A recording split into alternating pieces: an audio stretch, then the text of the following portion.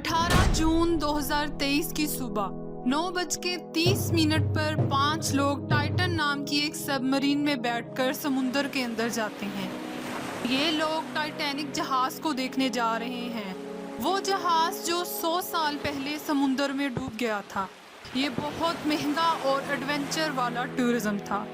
इस सबमरीन में बैठे हर आदमी ने 2 करोड़ से ज़्यादा चार्ज किए सिर्फ चंद घंटों के लिए। ये टूर इतना महंगा इसलिए था क्योंकि ये जहाज टाइटैनिक 3810 मीटर समुंदर की गहराई में पड़ा था। 18 जून को ये सबमरीन नीचे जाना शुरू करती है। इस गहराई में पहुंचने के लिए तकरीबन 2 घंटे का सफ़र तय करना होगा। हर 15 मिनट के इंटरवल पर ये सबमरीन सिग्नल भेजती है एक पोलर प्रिंस को, जिसके थ्रू वो बाहर की दुनिया से कम्युनिकेट कर पाते हैं। लेकिन इस सबमरीन का समुंदर में पौने घंटे का सफ़र तय करने के बाद ऊपर मौजूद जहाज से राब्ता ख़त्म हो जाता है। शाम के 4:30 बजे इस सबमरीन ने अपना टूर ख़त्म करके वापस आ जाना था, लेकिन उनकी वापसी का कोई नामो निशान नहीं था। तो पोलर प्रिंस की टीम यूएस कोस्ट गार्ड को इन्फॉर्म करने का डिसीजन लेती है। यहाँ से खोज का सिलसिला शुरू होता है जो 4 दिन तक जारी रहता है।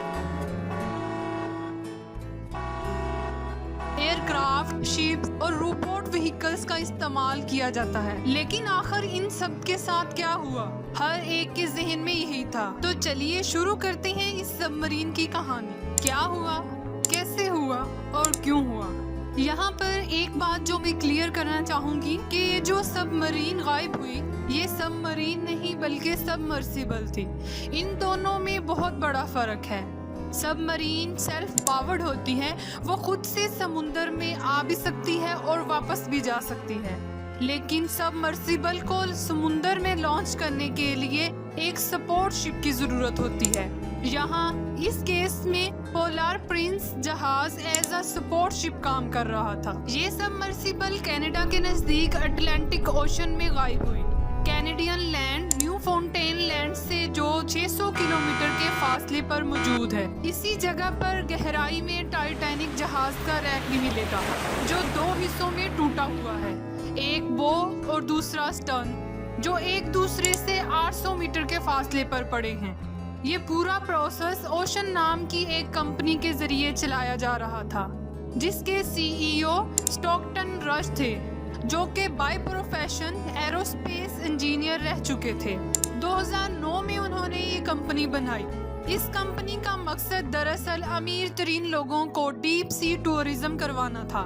इस कंपनी ने जुलाई 2021 में टाइटैनिक टूर्स ऑफर करना शुरू कर दिए थे। इससे पहले वो बाकी और जगहों के टूर्स करवाते थे। टाइटन के अलावा इस कंपनी के पास 2 और सबमर्सिबल्स भी थे, एंटीपोर्स जो कि 304 मीटर गहराई में जा सकती थी और साइक्लोप्स जो कि 500 मीटर गहराई पर जा सकती थी। लेकिन टाइटन को 4000 मीटर की गहराई में जाने के लिए डिज़ाइन किया गया था। 3810 मीटर की गहराई को विजुलाइज करना बहुत मुश्किल था। इस गहराई को विजुलाइज करने के लिए वाशिंगटन पोस्ट ने एक चार्ट बनाया जिसमें मेजरमेंट्स को फीट में लिखा गया है। आमतौर पर एक इंसान की हाइट 6 फीट होती है। टाइटैनिक जहाज जो कि आइसबर्ग से टकराया था, वो तकरीबन 100 फीट पानी के ऊपर तक जाता था और कई गुना समुंदर के नीचे भी।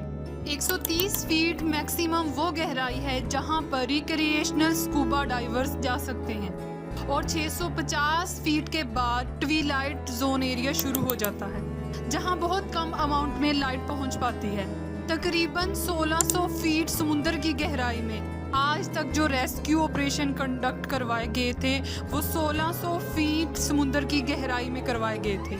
2600 फीट गहराई में बड़े बड़े जायंट स्क्वाड्स करते हैं जो बहुत खतरनाक और भयानक दिखते हैं। इनकी पिक्चर्स आप स्क्रीन पर देख सकते हैं।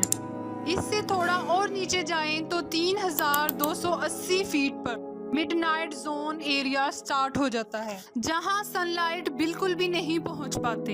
यहाँ पानी का टेम्परेचर 4 सेल्सियस स्केल होता है। तो इसके बाद आप और आगे जाते जाओ, 5000, 6000, 8,000, 10,000 और फिर 12,500 फीट वो गहराई जिसे ओशन फ्लोर कहते हैं, जहां पर टाइटैनिक जहाज का मलबा पड़ा है। यहाँ पर मौजूद प्रेशर सरफेस पर प्रेशर की निस्बत 100 गुना ज्यादा है। इसलिए प्रेशर को मद्देनजर रखते हुए सबमर्सिबल को डिजाइन किया गया था। इस पर एक शीशा लगा था जिसके जरिए वो बाहर देख सकते थे। इसकी खिड़की, जिसको व्यू पॉइंट कहते हैं, ये सबसे बड़ा व्यू पॉइंट था। प्राइवेट सबमर्सिबल्स में बनाया गया था। इस सबमर्सिबल में सिर्फ 5 लोग बैठ सकते थे। इसकी मेन बॉडी, जिसको हल कहा जाता है, वो कार्बन फाइबर की बनी थी। एंड पर 2 टाइटेनियम कैप्स लगी हुई थी। इसकी टोटल लेंथ 6.7 मीटर और वजन 10,400 किलो से ज्यादा था। इसके डिजाइन में देखा जाए तो 2 थ्रस्टर्स लगे हुए थे, एक हॉरिजॉन्टल और एक वर्टिकल, जिसके जरिए इसको चलाया जा सकता था। लेकिन इसमें सबसे ज्यादा इंटरेस्टिंग बात यह है कि इसको एक वीडियो गेम कंट्रोलर से कंट्रोल किया जा रहा था। ये सबमर्सिबल टेक्स्ट मैसेजिंग सिस्टम के थ्रू राब्ते में थी, क्योंकि इतनी गहराई में जीपीएन नहीं था। इस सबमर्सिबल में 5 लोग थे, जिनमें एक थे 58 साल के हमेश हार्डिंग, जो के ब्रिटिश बिलियनर थे, और दूसरे पैसेंजर थे 77 साल के पॉल हेनरी नॉर्जूलेट, जो खुद से ही टाइटैनिक के रैक को 37 दफा विजिट कर चुके थे। तीसरे और चौथे पैसेंजर थे पाकिस्तानी बिजनेसमैन शहजादा दाऊद और उनके 19 साल के बेटे सुलेमान, जो पाकिस्तान की सबसे बड़ी कंपनी में से एक के ओनर थे। 11:15 पर इनका राब्ता खत्म हो जाता है, लेकिन फिर भी उम्मीद थी कि ये टाइटन अपने वक्त पर वापस आ जाएगी। जब ये टाइटन अपने वक्त पर वापस नहीं आया तो यूएस कोस्ट गार्ड को इन्फॉर्म कर दिया गया। टाइटन में सिर्फ 4 दिन की ऑक्सीजन की सप्लाई मौजूद थी, इसलिए सिर्फ 4 दिन का वक्त था पैसेंजर को ढूंढने का। EPIRB, जिसकी मदद से जहाजों को लोकेट किया जाता है, लेकिन टाइटन में ये नहीं लगा था। अगर टाइटन समुद्र की सतह पर आ भी जाती है, तब भी पैसेंजर ऑक्सीजन की वजह से मर जाते हैं, क्योंकि अंदर से इस टाइटन को खोलने का कोई तरीका नहीं था। और सर्च एरिया 25,000 किलोमीटर था। इतने बड़े एरिया में एक सबमर्सिबल को ढूंढना बहुत मुश्किल था। 1973 में जो डीपेस्ट सर्च एरिया किया गया था, वो सिर्फ 480 मीटर की गहराई में था। 2 अमेरिकन और 2 कैनेडियन हवाई जहाज़ों ने इस ऑपरेशन को शुरू किया। इसमें सोनार को डिप्ले किया गया, जिससे समुद्र की गहराई में डिटेक्ट कर सकते थे। ROVs का भी इस्तेमाल किया गया, जो रोबोट टाइप की व्हीकल्स होती हैं, जिनके अंदर कोई बैठता तो नहीं है, लेकिन वो समुद्र की गहराई में जाके ढूंढ रहे थे। 3 ROVs इस टाइटन को ढूंढ रहे थे। 3 दिन तक ये प्रोसेस चलता रहा। तीसरे दिन कैनेडियन एयरक्राफ्ट का सोनार बैंगिंग नॉइसेस सुनता है। आधे घंटे के फासले पर से ये आवाजें आ रही थी, जैसे कोई दरवाजा नॉक कर रहा हो। बाद में यूएस कोस्ट गार्ड को भी ये आवाजें सुनाई देती हैं। फाइनली एक ROV उसको मलबा दिखाई देता है, जो टाइटैनिक जहाज से 490 मीटर के फासले पर था, जिसको देखकर अंदाजा लगाया जा सकता था कि ये मर्सिबल तबाह हो चुकी है। जो पैसेंजर थे वो अपनी जान खो चुके थे। उसी दिन यूएस कोस्ट गार्ड ने बताया कि वो बैंगिंग नॉइस इस सबमर्सिबल से नहीं थी। जो कंक्लूजन निकलता है वो ये है कि टाइटन हाई प्रेशर की वजह से इम्प्लोड कर गई थी। इम्प्लोजन में फोर्स अंदर की तरफ आती हैं, जो कि एक्सप्लोजन का उल्ट है। इस इम्प्लोजन को चंद मिलीसेकंड का वक्त लगा और पलक झपकते ही सारे पैसेंजर मारे गए। तो दोस्तों, सवाल ये उठता है कि इस इम्प्लोजन के पीछे क्या वजह थी। टाइटन की मेन बॉडी कार्बन फाइबर की बनी थी, लेकिन जो आमतौर पर सबमरीन बनाई जाती हैं वो टाइटेनियम, एल्यूमिनियम, स्टील वगैरह की बनाई जाती हैं। लेकिन ये जो डिज़ाइन था वो एक्सपेरिमेंटल डिज़ाइन था। कार्बन फाइबर की प्रॉपर्टीज समुद्र की तह में कैसे काम करेंगी, किसी ने इस पर कोई काम नहीं किया था। ये हादसा देखकर हम अंदाज़ा लगा सकते हैं कि कार्बन फाइबर सूटेबल नहीं है इस काम के लिए। जेम्स कैमरॉन, जो टाइटैनिक और अवतार जैसी फेमस फिल्मों के डायरेक्टर हैं, इनका यही कहना है जो कैप्स टाइटेनियम की बनी थी वो अभी भी सी फ्लोर पर पड़ी हैं उन्हें कुछ भी नहीं हुआ, लेकिन जो कार्बन फाइबर की मेन बॉडी थी वो टुकड़ों में बिखरी पड़ी है।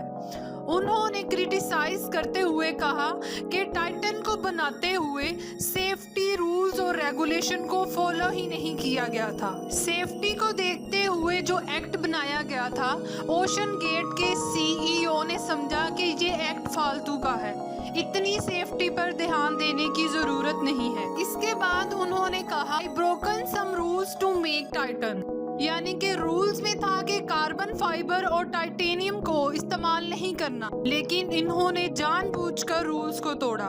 उन्होंने ये खतरनाक एक्सपेरिमेंट किया।